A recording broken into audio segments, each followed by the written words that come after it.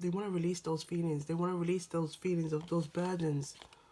But I feel like, again, it's whether, you know, is it safe? This is what I'm getting.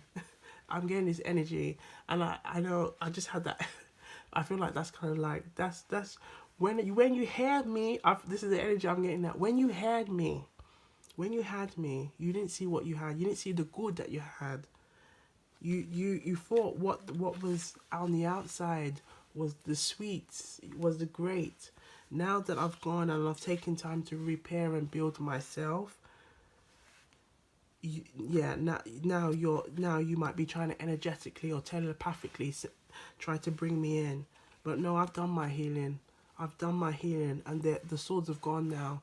I'm opening my heart again, and to be more resilient, stronger, ever flowing, ever blossoming and growing. That's where I want to stay.